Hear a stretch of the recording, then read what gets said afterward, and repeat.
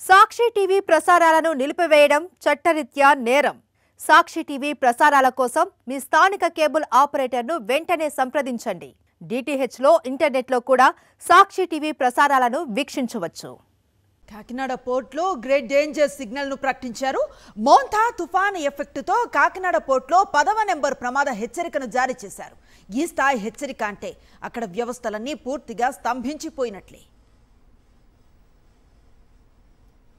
అసలు ఈ ప్రమాద హెచ్చరికలను ఎప్పుడెప్పుడు జారీ చేస్తారు? 10, 11వ నెంబర్ హెచ్చరికలు జారీ చేస్తే అక్కడి పరిస్థితులు ఎలా ఉంటుందో మా కరెస్పాండెంట్ రవీందర్ అందిస్తారు. మోంతా తుఫాను ఏపీపై తీవ్ర ప్రభావం చూపిస్తుంది. దాదాపు 17 జిల్లాలు రెడ్ అలర్ట్లోకి వెళ్ళిపోయినటువంటి పరిస్థితి. ఇప్పటికే భారీ వర్షాలు ఈదురుగాలులతో తీర ప్రాంతం అంతా అతలాకుతలం అవుతున్నటువంటి పరిస్థితి. మరోవైపు సముద్రంలో రాకాసి అలలు ఎగురుపడుతున్నటువంటి పరిస్థితి. అంటే మరోవైపు పూర్తిగా పోర్టులన్నిటి కూడా ప్రమాద హెచ్చరికలు జారీ చేస్తున్నారు. ఏకంగా కాకినాడలో అయితే 10వ నెంబర్ ప్రమాద హెచ్చరికను కూడా జారీ చేశారు. అసలు ఈ పోర్టుల్లో ఈ స్థాయిలో రావడం, అలాగే ప్రమాద హెచ్చరికలు ఎప్పుడెప్పుడు జారీ చేస్తారు అనేది మనతో మాట్లాడడానికి వాతావరణ శాస్త్ర పరిశోధకులు నిపుణులు మనతో ఉన్నారు. పూర్ణచంద్ర గారు, సార్ అసలు ఈ పోర్టులో ప్రమాద హెచ్చరికలు ఎప్పుడు జారీ చేస్తారు? ఇప్పుడు తాజాగా కాకినాడలో 10వ నెంబర్ ప్రమాద హెచ్చరికను కూడా జారీ చేశారు. అంటే ఏంటి 10వ నెంబర్ అంటే ఏంటి? ఇలాంటిది ఎప్పుడు సహజంగా ఎగురవేస్తుంటారు?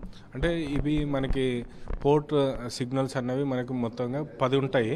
ఆ 10 ఇక్కడ మనకి చూసుకున్నట్టు ఏంటంటే 1, 2 ఏంటంటే ఏదైనా డిప్రెషన్ సీలో ఉన్నది అది ఆ పోర్ట్కి దగ్గరగా వచ్చే అవకాశం ఉంటే కనుక ఆ పోర్ట్లోకి షిప్స్ని అలౌ చేయరు. అప్పుడు దానికి 1, 2 ఇస్తారు. అదేవిధంగా 3, 4 వచ్చేసి పోర్ట్ మనకి ఏదైతే హెవీ విండ్స్ ఉన్నప్పుడు ఆపరేషన్స్ అవి డిస్టర్బ్ చేస్తుంటుంది. దానికోసం అని చెప్పేసి 3, 4 ఇస్తారు. మనకి 5, 6, 7 వచ్చేసి సైక్లోన్ లైక్లీ టు క్రాస్, మనకి ఆ పోర్ట్కి లెఫ్ట్ సైడ్ కానీ రైట్ సైడ్ కానీ నియర్ టు ద పోర్ట్ కానీ క్రాస్ అయ్యి, బట్ సైక్లోన్ మాత్రం ఇంకా ఓషన్లోనే ఉన్నది, ఇంకా దగ్గరికి రాలేదంటే కనుక మనకి 5, 6, 7 హెచ్చరికలు జారీ చేస్తారు. అదేవిధంగా 8, 9, 10, 11 వచ్చేసి మనకి సైక్లోన్ ఆ పోర్ట్కి క్రాస్ అవుతూ ఉంటుంది. లెఫ్ట్ సైడ్ కానీ రైట్ సైడ్ కానీ నియర్ కానీ క్రాస్ అవుతున్నప్పుడు 8, 9, 10 ఇస్తారు. 11 అంటే కనుక మొత్తం టోటల్ సీజ్ అనమాట.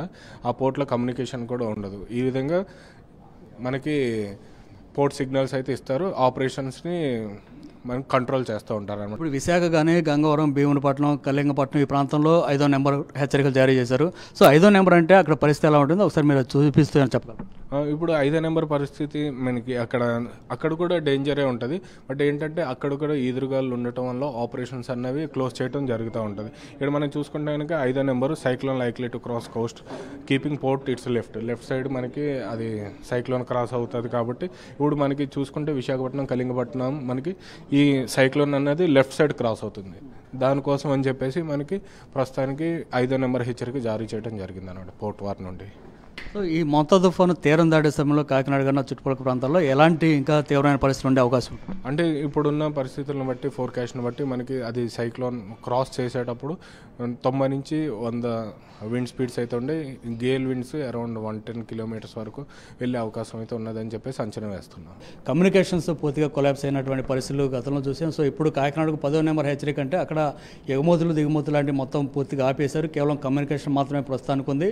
అది ఇంకా పెరిగితే కనుక ఆ పరిస్థితి సీరియస్ అయితే మళ్ళీ 11వ నెంబర్ హెచ్చరిక జారీ చేసే అవకాశం కూడా ఉంటుందనేది ఆయన ఒక అనుమానాన్ని వ్యక్తం చేస్తున్నారు.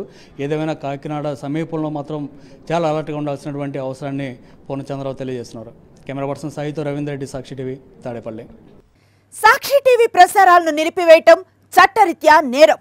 సాక్షి టీవీ ప్రసారాల కోసం మీ స్థానిక కేబుల్ ఆపరేటర్ను వెంటనే సంప్రదించండి.